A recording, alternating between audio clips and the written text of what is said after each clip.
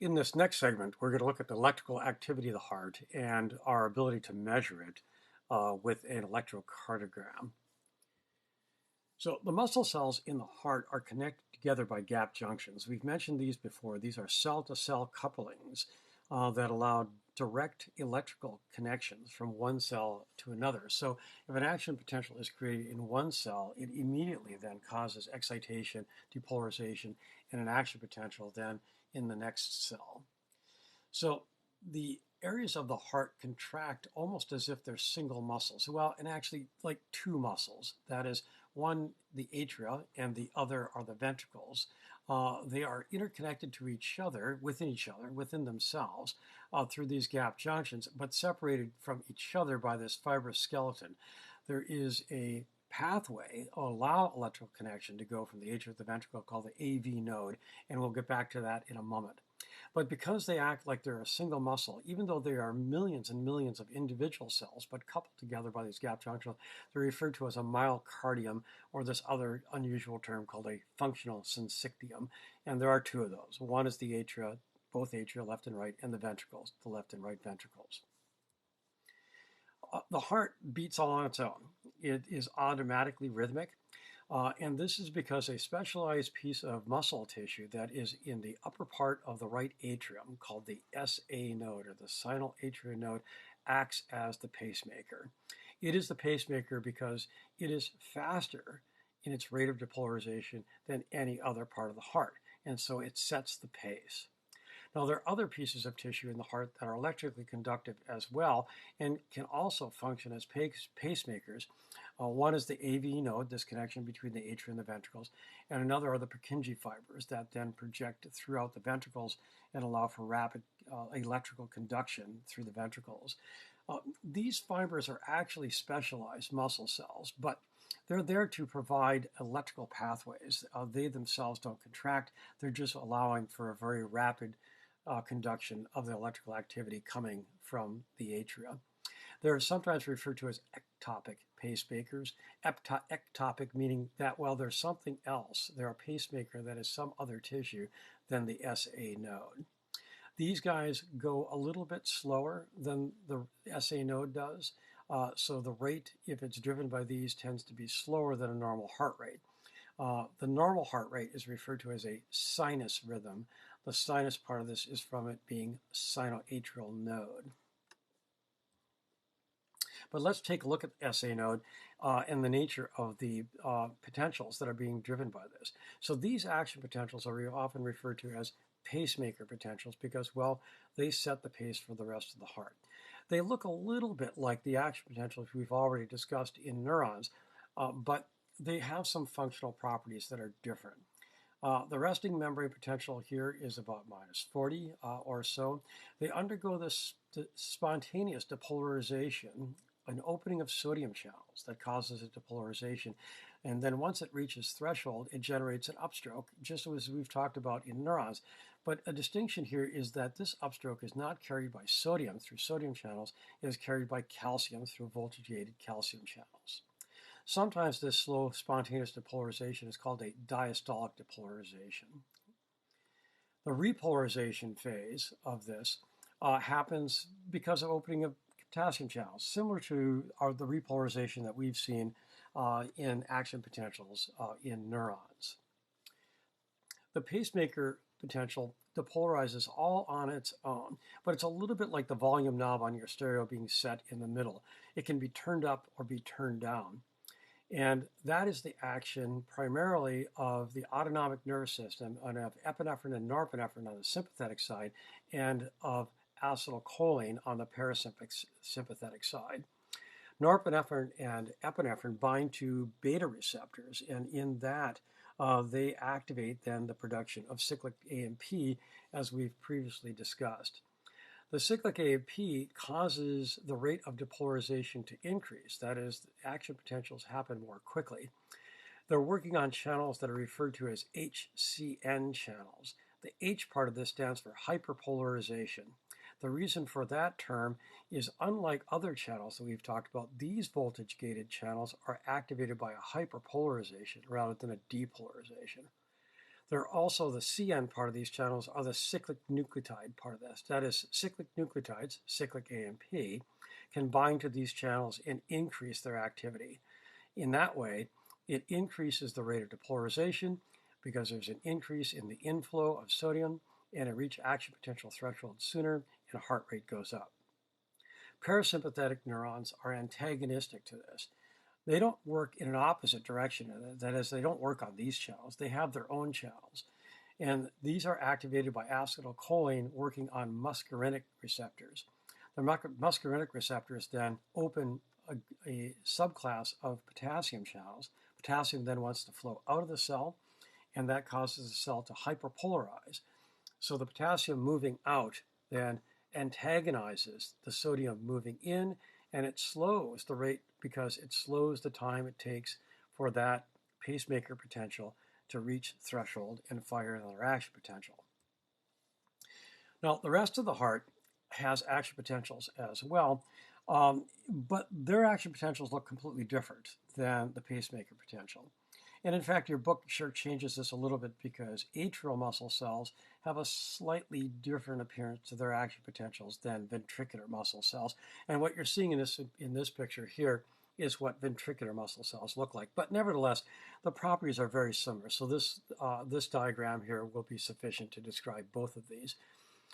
The resting member potential here really is quite negative, about minus 85, and they reach threshold because they're depolarized via the gap junctions from another cell that was already excited, initially coming from the SA node.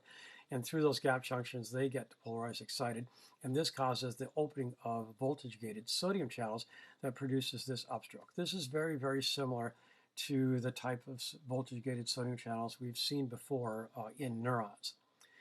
One very significant distinction between action potentials in these cells and in neurons is these are extremely long. If you notice, these action potentials are 200 to 300 milliseconds long, about almost 100 times longer than action potentials in neurons. Once the depolarization occurs via this upstroke from the opening of sodium channels, this causes the opening of voltage-gated calcium channels, and they stay open for quite a long time. And that's why you have this very, very long, what's referred to as a plateau phase of this action potential.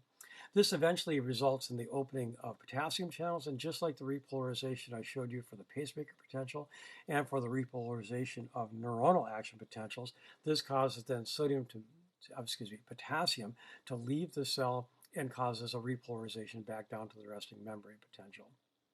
This very long plateau prevents summation of individual action potentials in these cardiac cells and also prevents tetanus.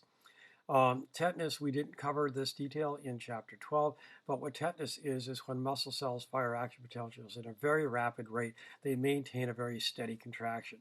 That would not be very good for heart cells. What we want for heart cells is to contract, eject blood, and then relax so it can accept more blood and then contract again and eject blood again. If they stay contracted, they just lock up and the heart doesn't effectively pump anything. So let's take a look at the details here in another diagram about the conducting tissue. So here's that SA node in the very upper part here of the right atrium.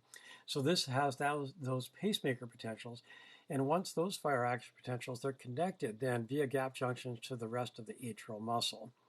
This then transmits those action potentials relatively rapidly, and then they transition that action potential to another specialized piece of tissue here called the atrial ventricular node. This then projects down through the septum of the ventricles and produces something that's referred to as the bundle of His. And from the bundle of His, this divides into left and right bundle branches of the Purkinje fibers.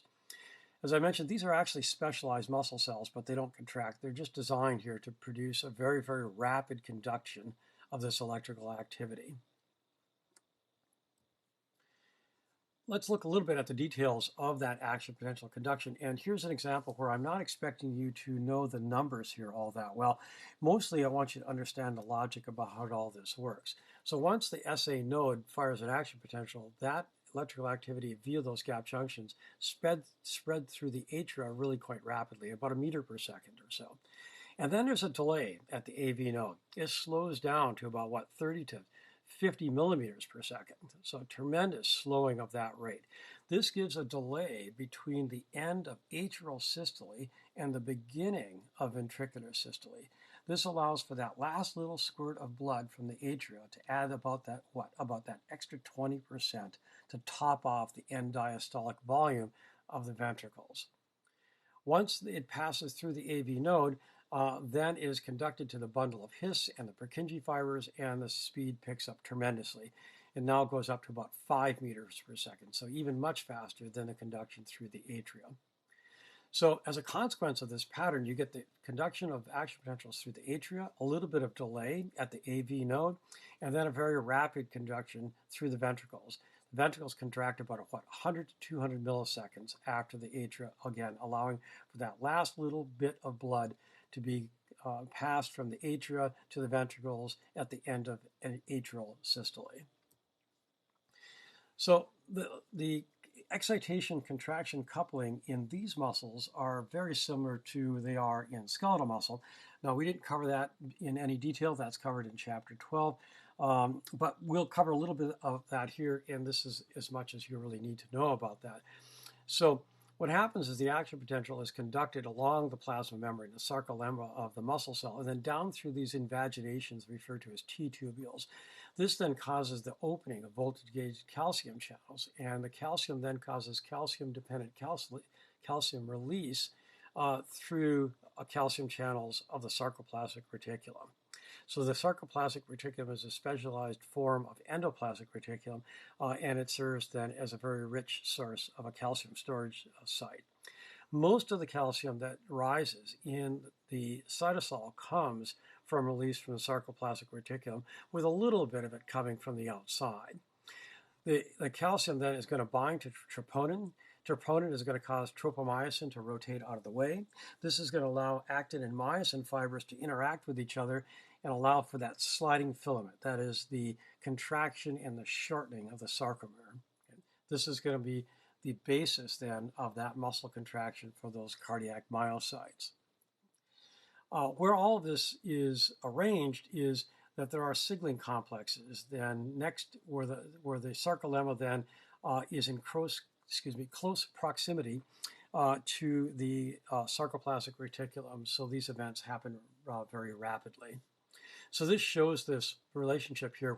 Here's the action potential here of a cardiac myocyte, and then just following that by a brief period of time is the rise in calcium and then the contraction that occurs. This is showing, for example, the excitation and contraction of the left ventricle. Repolarization happens again also much like it does in muscle cells in skeletal muscle, and that is that the calcium concentration inside the cytoplasm is reduced. And it very rapidly gets picked up again by the sarcoplasmic reticulum, and some of it then is also eliminated through the plasma membrane by something referred to as a sodium-calcium exchanger. We mentioned the existence of this kind of exchanger here a little bit ago, and that is that the driving force for sodium coming in then provides a source of moving calcium out.